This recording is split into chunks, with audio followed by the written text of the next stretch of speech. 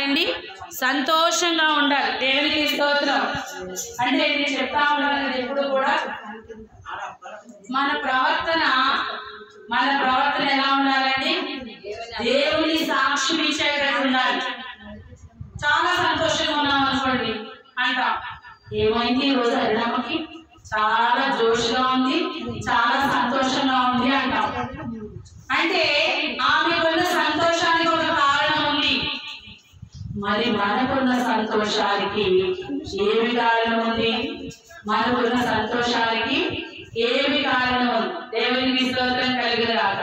అందుకే ఈ సంతోషము మీకు కావలెనా, ఈ సంతోషము మీకు కావలెనా, ఈ సంతోషము మీకు కావలెనా, నీడే యేసునదకురాము, నీడే యేసునదకురాము, సంతోషమే సమాధానమే, సంతోషమే సమాధానమే, సంతోషమే సమాధానమే, చెప్పనా సత్యమైన సంతోషం, చెప్పనా సత్యమైన సంతోషం. హల్లెలూయా. నిజంగా నేను ఇంత పాడుతున్నాను, నేను నవ్వుతున్నాను, నాకు నవ్వు కనిపించట్లేదని మీలో. నిజముగా ఈ సంతోషం మీ ముఖంలో కనిపించాలి. యేసు ప్రభువారు మోషేని దర్శించిన తర్వాత మోషే ముఖంలో ఎవరు కనిపించారని అందరికీ? దేవుడు కనిపించాడు. ముఖం చూడలేకపోయారు. ఇప్పుడు నేను చూస్తుంటే అందరి ముఖములు నిజాలు. ఆశ ఒక్కదే అవుతుంది. ముందుగా కూర్చుని ఆశ అవుతే నాకు కొంచెం జోష్ వస్తుంది. ఎందుకంటే నేను వాక్యం చెప్తున్నప్పుడు ఎవరు నవ్వుతున్నారా అని చూస్తా, ఎవరు నవ్వుతున్నారా అని చూస్తాం. నవ్వాలి, ఎందుకంటే ఈ నవ్వు మనకి దేవుడు ఇచ్చింది. మీ ముఖములు ఎన్నడూ లజ్జింపకుండానట్లు యెహోవా కార్యము మీలో కనిపించాలి. రోగంతో మన దగ్గరికి నవ్వంటే నవ్వుతాడండి, నవ్వుడు. మరి రోగం లేని వారిని ఏడమంటే ఏడుస్తాడండి, చెప్పలే. జీవితం ఆన్సర్ వచ్చేసి ఏడవడు కదా. ఇప్పుడు మీరు నవ్వట్లేదంటే నేను ఏమనుకోవాలి? హల్లెలూయా. ఒక వ్యక్తి ఒక మాట చెప్పాడండి, మనిషికి నవ్వడం అంట ఒక భోగం అంట, నవ్వకపోవడం ఒక రోగం అంట. మరి భోగం కావాలా రోగం కావాలా? భోగమే కావాలి కదా. రోగం ఎవరికి కావాలి? ఉన్నా కూడా 2-3 రోజులు మనసు మీద ఉన్న తర్వాత బాబాయ్ నా వల్ల అస్సలు కావట్లేదు. కొంతమంది ఉన్నాం అనుకోండి, ఉండలేము మనసు మీద. కొంతమంది ఎక్కడ వేసావో తెరచాలంటే అక్కడే ఉన్నామంటారు. కళ్ళు చూసుకుని పెద్ద కాలుపై చేస్తాను కదా, వేసిన వాడు తీసినా లేదా ఎవరైనా తీసేవాళ్ళ వేసినట్టే ఉంటుంది. అదే చిన్న ఏదైనా వేస్తే తెరచా పెరుగుతూ ఉంటుంది. మనం ఎలా ఉండాలి? వేసిన చోటే పడేటట్టుగా ఉండకూడదు. స్తుతించాలి, అన్ని వేళల్లో ఆయన్ని స్తుతించాలి, ఆరాధించాలి, ఆయన నామాన్ని ఘనపరచాలి. దేవునికి స్తోత్రం. నన్ను బలపరచుమని అంటే నేను సమస్తము చేయగలను. దేవునికి స్తోత్రం కలుగుగాక. కాబట్టి మన మధ్యలో ఉన్నటువంటి ఆశ వచ్చి కీర్తన 12 చదువుతూ ఉంటది. తనతో పాటు మిగిలిన వాళ్ళందరూ ఏకీభవిస్తాము. కీర్తన 12 ఆశ చదువుతూ ఉంటది. ఆశ చదువుతూ ఉంటే తనతో పాటు మనం ఏకీభవిద్దాం. దేవునికి స్తోత్రం. హల్లెలూయా. అందరికీ వందనాలు. 12వ కీర్తన చదువుతున్నాం. యెహోవా నన్ను రక్షింపుము, భక్తిగలవారు లేకపోయిరి, విశ్వాసులు నరులలో ఉండకుండా గతించిపోయిరి. అందరూ ఒకరితో ఒకరు అబద్ధములాడుదురు. మోసకరమైన మనస్సు గలవారై ఇచ్చకములాడు పెదవులతో పలుకుదురు. యెహోవా ఇచ్చకములాడు పెదవులన్నిటినీ నాలుకలన్నిటినీ కోసివేయును. మా నాలుకల చేత మేము సాధించదము. మా పెదవులు మావి. మాకు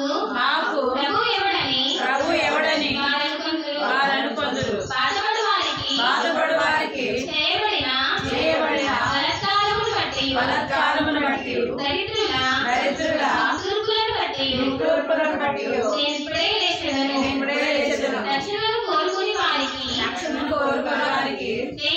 నేను రక్షణ కలుగజేసేదను అని యెహోవా సెలవిచ్చుచున్నాడు.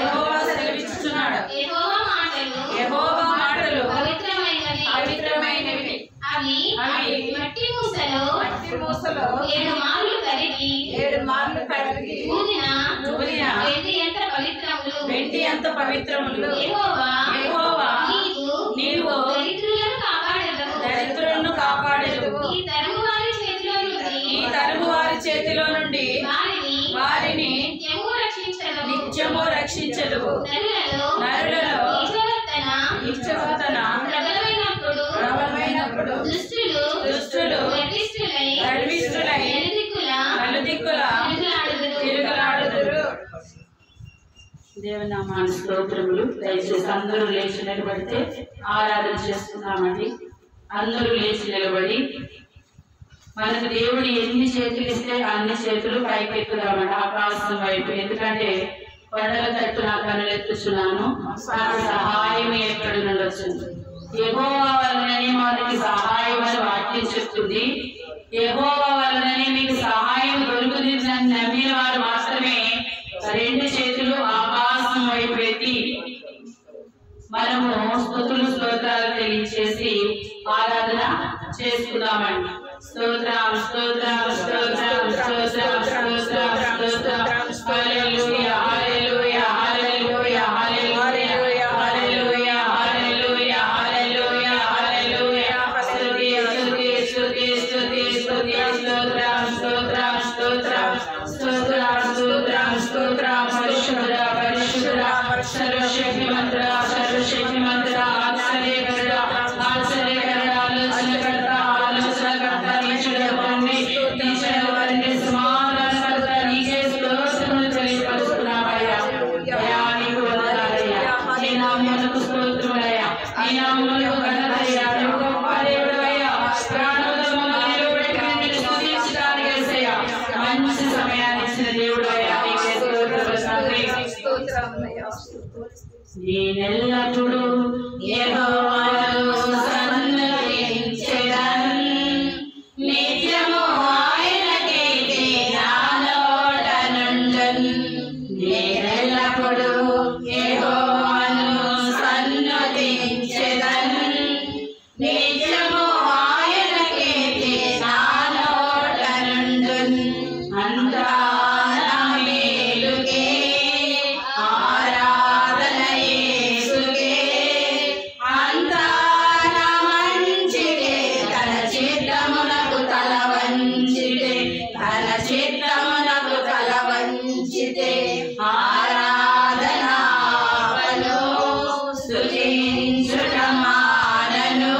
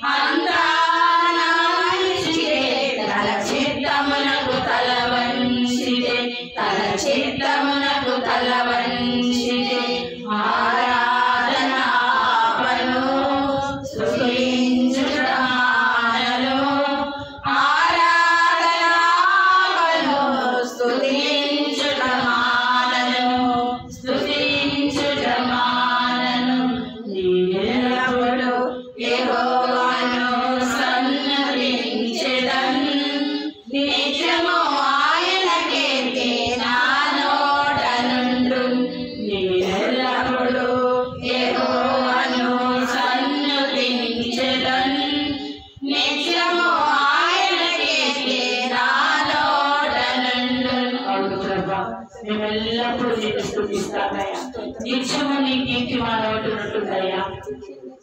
సర్వశక్తిమంతుడా, ఆరాధనకి యోగ్యుడా, ఆరాధనకి యోగ్యుడా, సర్వాంతర్యామి నీకే స్తోత్రములు. ఆదిన రక్షణరవా రీకానలవరి రీసరికాటేల సరమరికానల అగ్ని అభిషేకం ఆసరిలా రీకానలవరి కార్యములు జరిగించువాడా, బలమైన అగ్ని అభిషేకాన్ని కుమ్మరించువాడా, నీకే స్తోత్రములయ్యా. నీకు వందనాలయ్యా.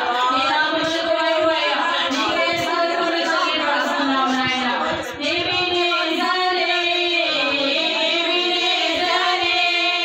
ఇంతవరకు ఆదుకున్నావే,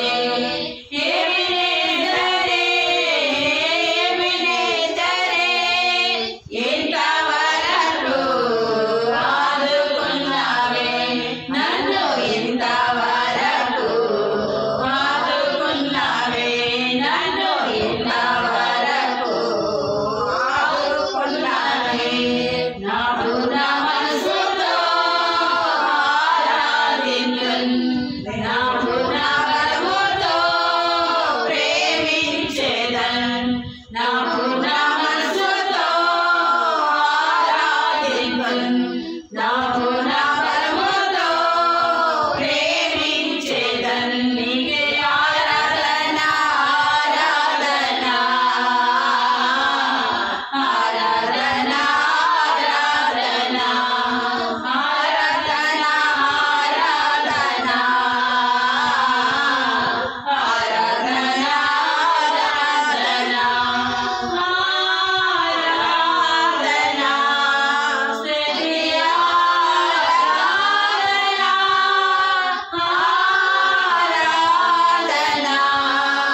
స్తుతి ఆరాధన, ఆరాధన, స్తుతి ఆరాధన, ఆరాధన, స్తుతి ఆరాధన, ఆరాధన, స్తుతి ఆరాధన, యేసు ఆరాధన, స్తుతి ఆరాధన, ఆరాధన,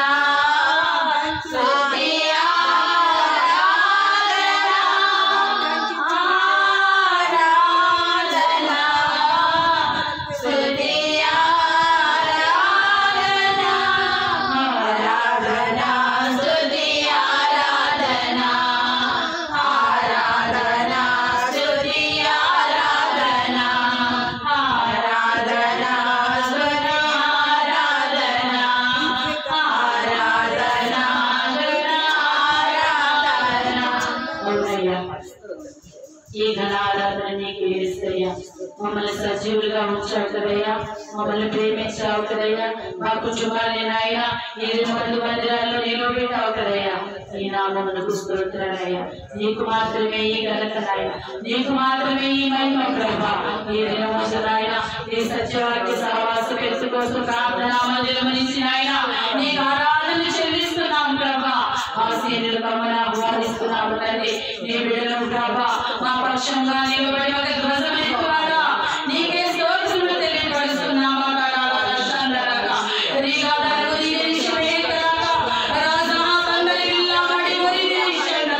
నీకు మాత్రమే మహిమ కలుగునయ్యా, నీకు మాత్రమే ఘనత కలుగునయ్యా. సమస్త స్తుతి ఆరాధన నీకు సమర్పిస్తున్నాము తండ్రి. ఆమేన్, ఆమేన్, ఆమేన్. ఆరాధన దేవుడికి అందరూ స్తోత్రం, స్తోత్రం, స్తోత్రం, స్తోత్రం, స్తోత్రం, స్తోత్రం, స్తోత్రం. దయచేసి అందరూ కూర్చోండి, దయచేసి అందరూ కూర్చోండి. కీర్తన 12వ కీర్తన, కీర్తన 12వ కీర్తన ప్రధాన గాయకునికి అష్టమ శృతి మీద పాడదగిన దావీదు కీర్తన. దేవునికి స్తోత్రం. దావీదు మహారాజు అష్టమ శృతి మీద పాడాడు. నేను లాస్ట్ వారం కూడా చెప్పాను, మనకు సంగీతం తెలియదు కాబట్టి శృతి ఏంటో లయేదో పాదమేంటో అనేది తెలియదు అంటున్నాం కదా. గాయకులకు మాత్రమే అర్థమయ్యేటువంటి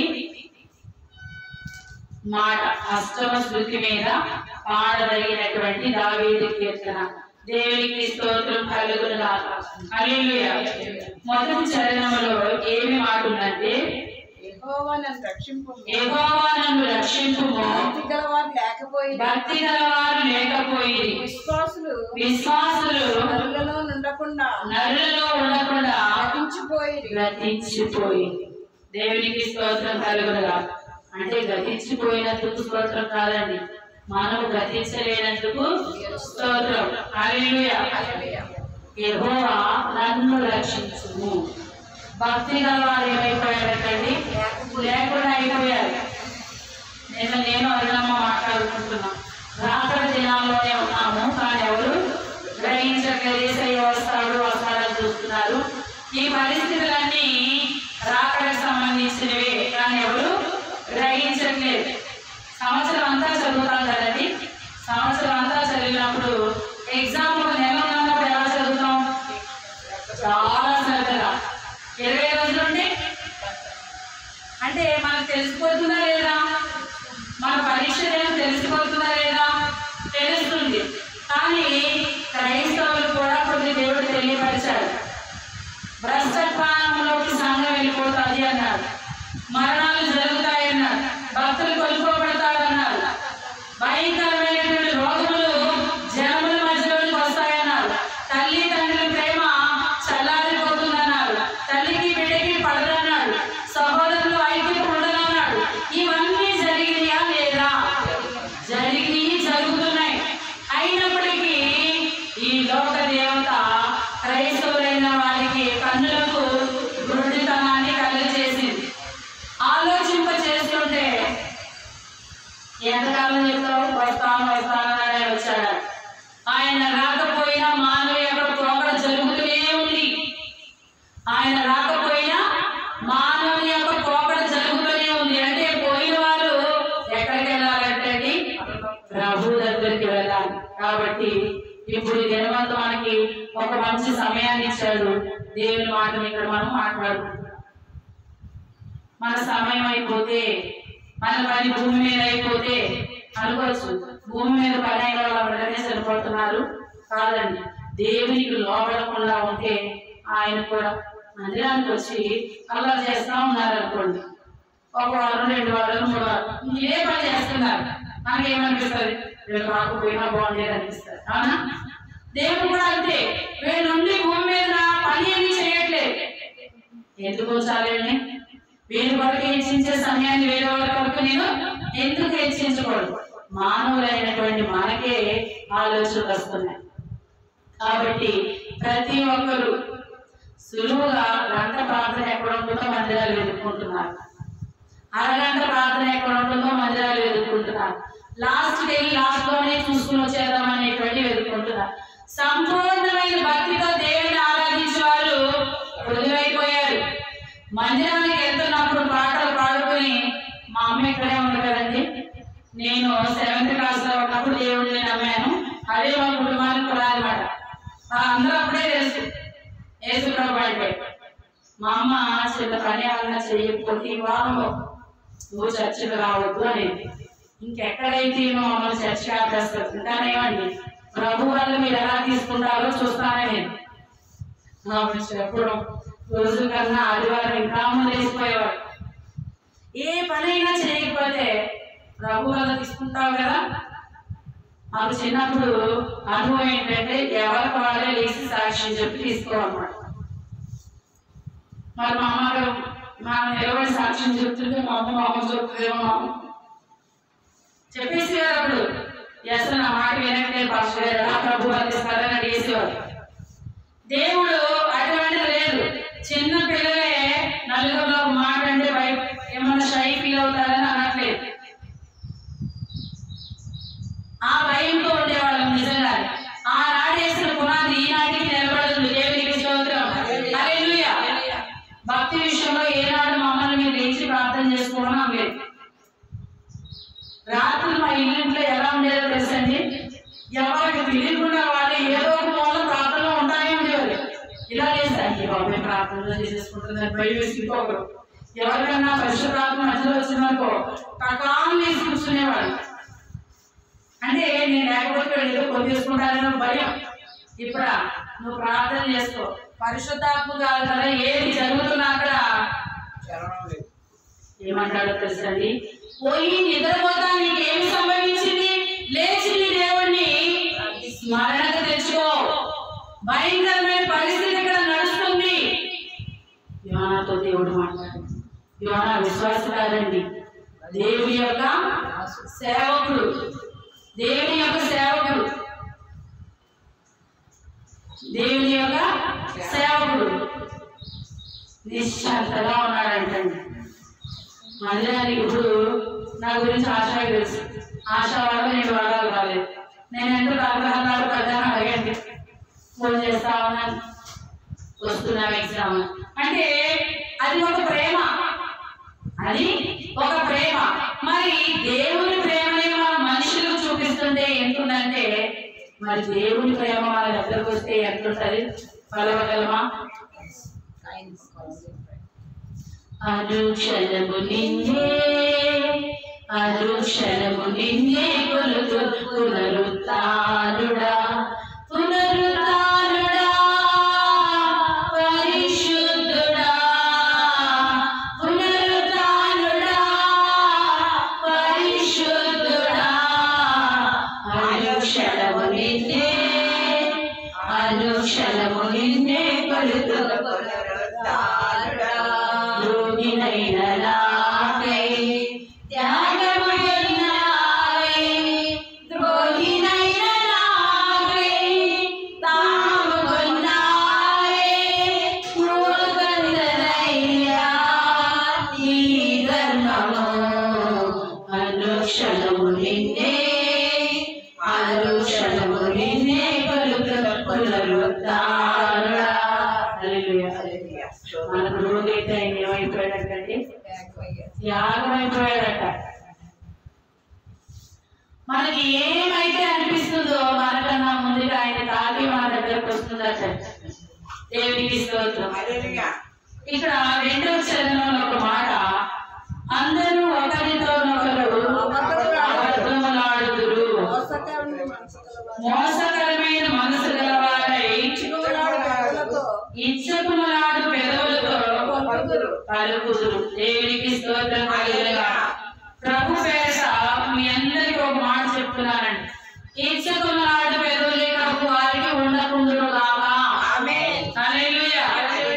4వ చరణంలో ఒక మాట, మా పెదవులు మావి, నా నాలుక చేత మేము సాధించదము, మేము సాధించదము, మా పెదవులు మావి, మా పెదవులు మావి, మాకు ప్రభువు ఎవడని, మాకు ప్రభువు ఎవడని వారు పొందురు. వారు అనుకుంటారు. ఎవరండి వీళ్ళు? ఎస్, వీళ్ళలో విశ్వాసలే కానీ విశ్వాసం లేనివారు,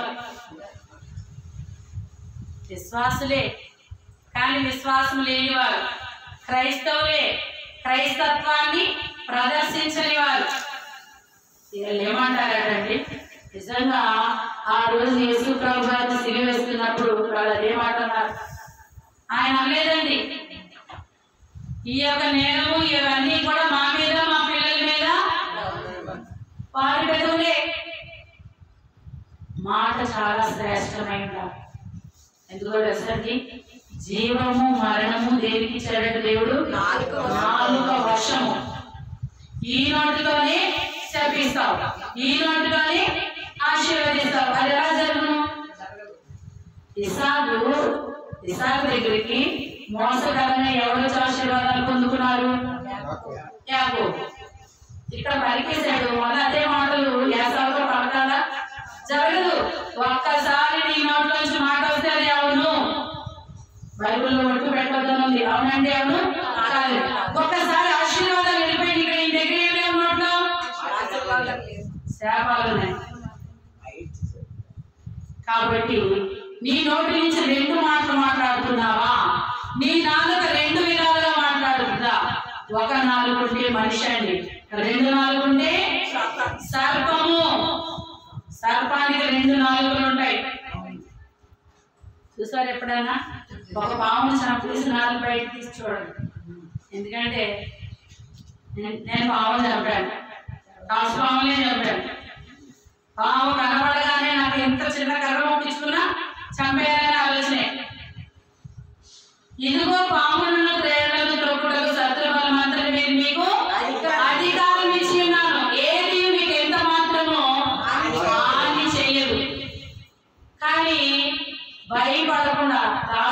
విషయంలో ఏంటో తెలుసా అండి, కొట్టేవారు చావాలి, వాళ్ళు చావకపోతే నేను చంపేస్తాడు, నువ్వు అమెరికా వెళ్ళినా కూడా వస్తుందంటాడు అనేటువంటి మాట తెలుసు. మనకు అమెరికా కాకపోయినా నేను విన్నాను, ఇక్కడ చంపేసి మూడు ఇక్కడ దానికి కాలుతో తొక్కి కానీ తెలియక ఏమైనా చేసి వెళ్ళిపోతారు, పక్కబెట్టి వేళకన్నా ముందు వెళ్ళినప్పుడు ఉంటుంది. దానికి దారి ఎవరు చెప్పారు? మనం ఎక్కడికన్నా రమ్మంటే నాకు దారి చెప్పండి, దానికి దారి ఎవరు చెప్పారు? మనకు దేవుని బిడ్డలమైతే అది సాతాను. మనకి తెలిసినవి కొన్ని, దానికి తెలిసినవన్నీ. పరలోక సంభాషణ తెలుసు, నరుల యొక్క సంభాషణ తెలుసు. ఎందుకో తెలుసండి, పరలోకం నుంచి వచ్చింది భూలోకంలో పనిచేస్తుంది. కాబట్టి మనం ఇంకెంత జాగ్రత్తగా ఉండాలి సాతాను దగ్గర. హల్లెలూయా.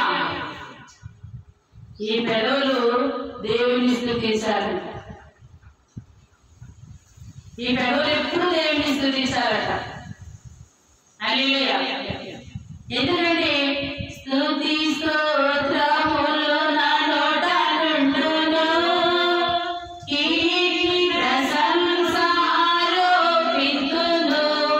స్తుతి స్తోత్రములు నా నోట నుండును, కీర్తి ప్రశంస ఆరోపిస్తును. నిత్యము యెహోవాను స్తుతించెదను, ఆయన నామము ఘనపరచెదను. హల్లెలూయా. అంటే నీ నోరు తెలిస్తే దేనికోసం తెరవాలి? స్తుతించడానికి, ఘనపరచడానికి. కొంతమంది భాష మాట్లాడతారండి, పరిశుద్ధాత్మ భాషలు కాదు ఇవి. ఏ భాషలు? సాతాను యొక్క భాషలు. మూల మూలల నుంచి ఆ భాషలకు బలం వచ్చేస్తుంది.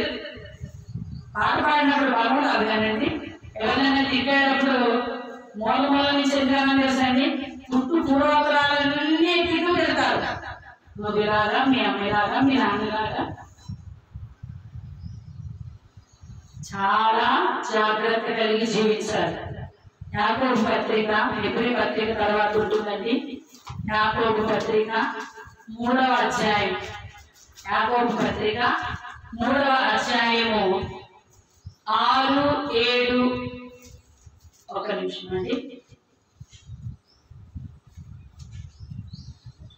3, 4, 5, 6 జాగ్రత్తగా ఆశ చదువుతుంది.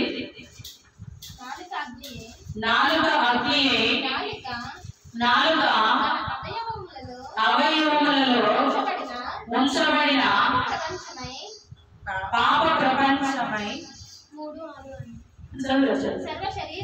సర్వ శరీరమునకు మాలిన్యము కలుగు చేయించు, ప్రకృతి చక్రమునకు చిచ్చు పెట్టును, అది నరకము చేత చిచ్చు పెట్టబడును. హల్లెలూయా. ఒకసారి 5వ వచనం కూడా చదువురా. అలాగుననే నాలుక కూడా చిన్న అవయవమైనను బహుగా అదిరిపడును. ఎంత కొంచెము నిప్పు ఎంత విస్తారమైన అడవిని తగలబెట్టును. హల్లెలూయా. నిప్పు కొంచెమే, అడవి పెద్దది. కొన్ని సందర్భాలు అంటారు కదండి, పిట్ట కొంచెమే కోతదనమని. ఆ అమ్మాయి చూస్తే అలా అనిపించలేదంట. ఆ అమ్మాయి తిట్టిన మాటలు గుర్తు తెచ్చుకుని కొంతమంది కుమిలిపోతా ఉంటారు. నన్ను ఇలా తిడతారా, నన్ను ఇలా తిడతారా అని. ఇక్కడ నాలుగంట పాప ప్రపంచం అంటే ఒక నాలుగుతో ప్రపంచాన్ని ఏర్పాటు చేస్తారు. అది మంచికైనను చెడుకైనను. కానీ ఇక్కడ ఎక్కడ మంచి కనపడట్లేదండి నాలుగుకి. దాని ముందేమన్నాడంటే ఎంత కొంచెం నిప్పు ఎంత విస్తారమైన అడవిని తగలబెట్టేస్తుంది. నాలుగుతో ఏం మాట్లాడుతున్నావు జాగ్రత్త. ప్రభు ప్రేమించి నీ యొద్దకు మాట్లాడుతున్నాడు. నువ్వు మాట్లాడే మాట ద్వారా ఎదుటి వ్యక్తి బాధపడుతున్నాడా, దానికి నీవు లెక్క అప్పచెప్పాలి. ఒకానొక దినం అంటుందండి, ప్రతివాడును తన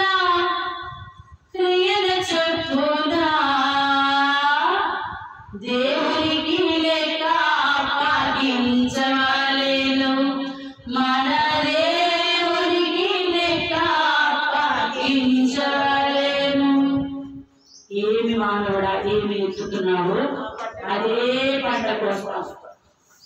నాలుకంట ఆ ప్రపంచం. కొంతమందిని ఎక్కడికైనా తీసుకెళ్లాలంటే భయం అండి. ఏం మాట్లాడతాడు. కొంతమందిని పలకరిస్తేనే భయం అండి, ఏం మాట వస్తాడు అని. కొంతమంది ఉనికికి భయపడిపోతారు, అయ్యే బాబు ఈవిడ వచ్చిందా. ఎందుకంటే వీళ్ళ ప్రజెన్సే, ఆమె యొక్క భయం వీళ్ళలో కనబడి దేవుని శక్తిని ఆశ్రయించి కూడా వీళ్ళు పోతారు. దీనికి కారణం ఎవరు? ఆ వ్యక్తి. ఈవిడ ఏం మాట్లాడుతుందో, ఏమంటారో కొంతమందికి ప్రిపేర్ చేసి తీసుకొస్తారు. నువ్వు అక్కడ ఏమీ మాట్లాడకు, అయినా సరే మాట్లాడడం మానకుండా. అంటే ఒక మాట ఎదుటి వ్యక్తిని బాధపరిచేటట్టుగా విస్తారంగా మాట్లాడతావా, నీ మాటల్లో దోషాన్ని నువ్వు పోస్తావు. కానీ ఇది ఒక రకమైతే, అంటే నిప్పు తనను తానే అంటించుకునేది ఒక నిప్పు. ఇంకొక నిప్పు ఏంటంటే అంటే ఎదుటి వాళ్ళని అంటించే నిప్పు. వాళ్ళ నోరు తెరిస్తే కాపురాలు నాశనం అయిపోతాయి, కుటుంబాలు కొల్లగొట్టబడతాయి, సంఘాలు విచ్ఛిన్నమైపోతాయి, దేశం పాడైపోతుందట. ఇంత భయంకరమైన నాలుగుని దేవుడు ఎవరికి ఇచ్చాడండి? ఇంత భయంకరమైన ఇవ్వలేదు, మంచిదే ఇచ్చాడు. కానీ నువ్వు ఎవరి మాట లోబడితే అది పరిశుద్ధపరచబడతాది, దేవుని మాట. కాబట్టి దేవుడు ఈ నాలుగు విషయంలో చాలా జాగ్రత్త. ఒకరంట లోకాన్నంతా జయిస్తారు. ఒక పెద్ద ఆఫీసర్స్ ఏం చేస్తారు తెలుసండి? నేను అన్ని చేయగలుగుతాను, నా భార్య తప్ప. నేను అన్ని చేయగలుగుతాను, నా భర్తకు తప్ప. చూడండి వీళ్ళు ఎక్కడ భయపడిపోతున్నారు అంటే, వీరి మాటతో దేశం బాగుపడింది, వీరి మాటతో ఆఫీసులు బాగుపడ్డాయి. మరి ఈ మాటకు వినిపిస్తే నీ కుటుంబం బాగుపడదా? ఎందుకు ఆపేస్తున్నావు? దేవుని మాటని ఎందుకు నిర్లక్ష్యం చేస్తున్నావు? వ్యతిరేకంగా నాలుగుని ఎందుకు మలుచుకుంటున్నావు? కొంతమంది చూడండి, భార్య గాని భర్త గాని వాళ్ళు మాట్లాడుతుంటే సైగ చేస్తూ ఉంటారు, మాట్లాడరు. రెండు రకాలు ఉన్నాయి. ఆ నోరు తెలిస్తే భరించలేని నోరు ఒకటి, ఆ నోరు తెలిస్తే తప్పులు బయటపడిపోతాయి అనేటువంటి ఒక భయం ఒకటి. మరి ఏ నాలుగు నీకుంది?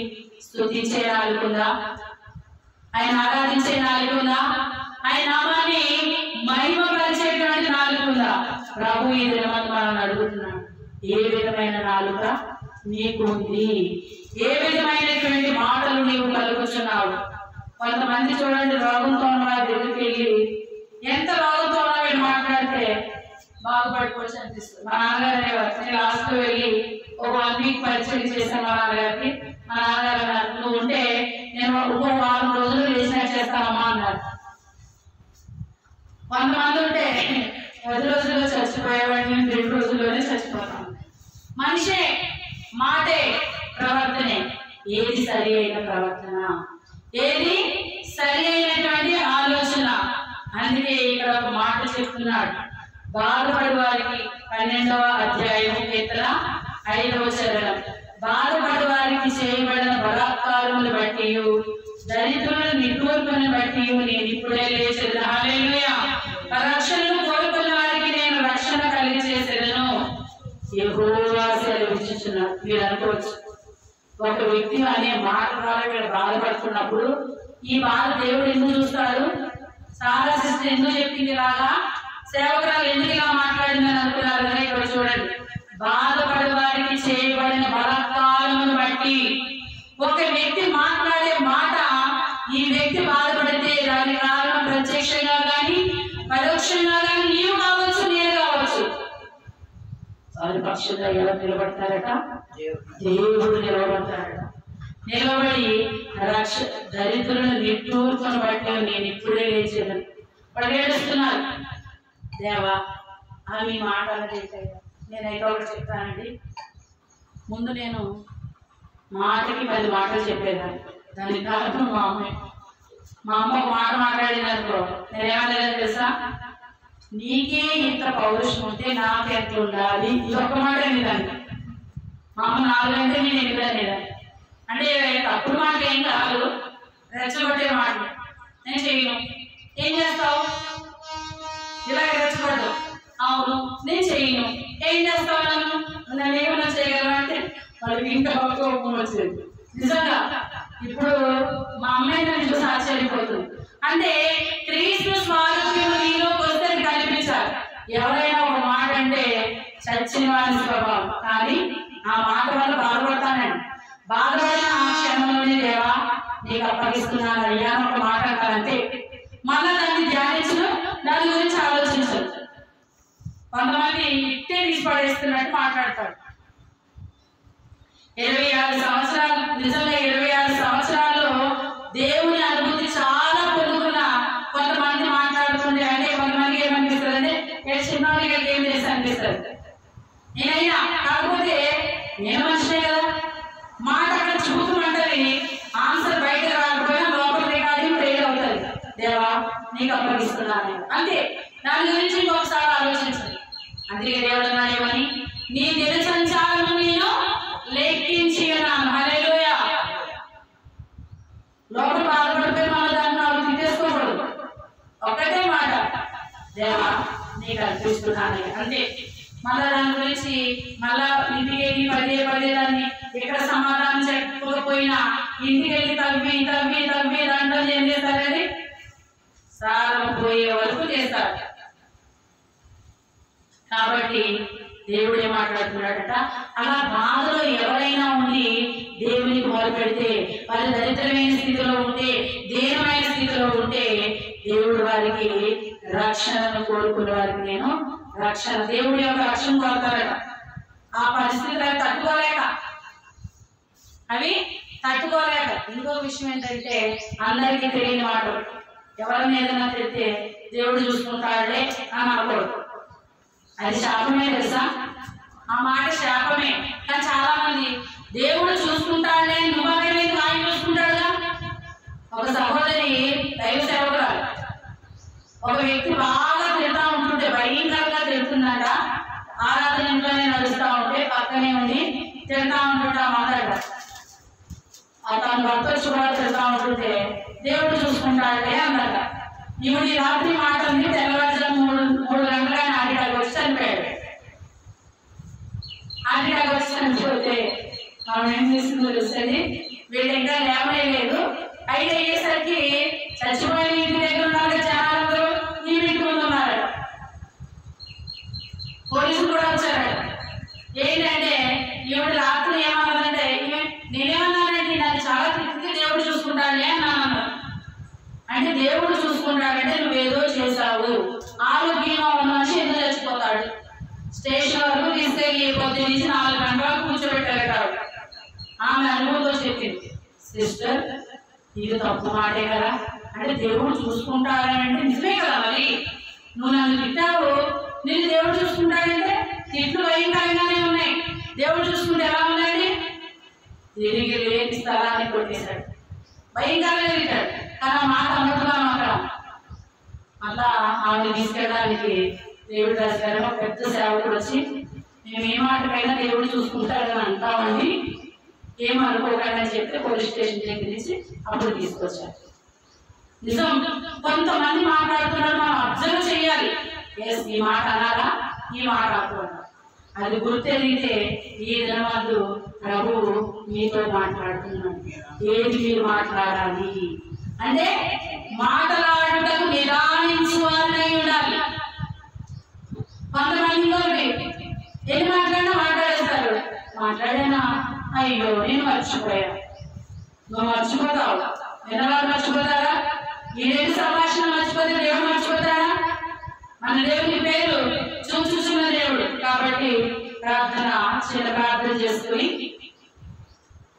దేవానికి వందనాలు స్తోత్రునాయన, ఇంతవరకు నీ నామాన్ని మహిమపరచుకున్నాం. నాలుక పాప ప్రపంచమైనది, ఇది ప్రకృతి యొక్క చక్రములకు చిచ్చు పెడుతుంది నాయన. ఇది నాకు ఇచ్చావయ్యా, దీన్ని పరిశుద్ధపరచండి. యెషయాలో అధ్యాయంలో మాట్లాడుతున్నాడు యెషయా, అపవిత్రమైన పెదవులతో నిన్ను స్తుతించుకున్నట్లు నా నాలుకను నీ అగ్నితో కాల్చువయ్యా. అవును, నా నాలుకతో ఇచ్చుకుమలాడుకున్నట్లు నా పెదవులను కాయమయ్యా. పాపం అనేటువంటి మార్గములకు పునాది నా నాలుక ద్వారా వేయబడకుండానట్లు ఏమైన ఆలోచనలు ఆలోచి తీసివే. ఎందుకో తెలుసా? హృదయం నిండిన దాన్ని బట్టి నోరు మాట్లాడుతుందట. నాలుక నేనే మాట్లాడాను అనుకోవడానికి ఎందుకంటే హృదయంలో మాట ఉంది.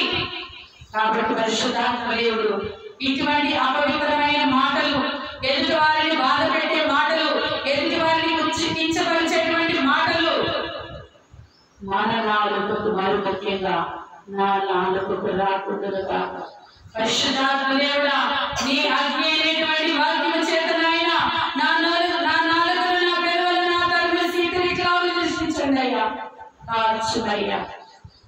నన్ను పరిశుద్ధముగా నీవు నిలబెట్టయ్యా. దేవునికి స్తోత్రం కలుగును గాక. దేవా మా ప్రార్థన ఆలకించినందుకు వందనాలు అయ్యా. ఈ వాక్యం అందరూ నిలుచుకోవాలి, దాని ప్రకారంగా మేము జీవించాలి. ఇంతబడిన వాక్యం ప్రతి ఒక్కరు హృదయంలో అయ్యా నాయన మీరు 30 60 100 ఫలింపు చేయమని, అలాగనే మా మధ్యలో చూచి నీ కుమారుడు వాక్యాన్ని వినిపించుండగా ప్రభా, నీ కుమారుడు వారి పరిచయ ఆత్మాభిషేకం చేపెట్టుపట్టండి. నీ ప్రజలమైన మాకు మంచి వర్తమానాన్ని వినిపించి మీరు మహిమ పొందమని యేసు నామములో ప్రార్థిస్తున్నాం పరమ తండ్రి. ఆమేన్. హల్లెలూయా, హల్లెలూయా. దేవుని నామానికి స్తోత్రం కలుగును గాక. 5 నిమిషాలు చిన్న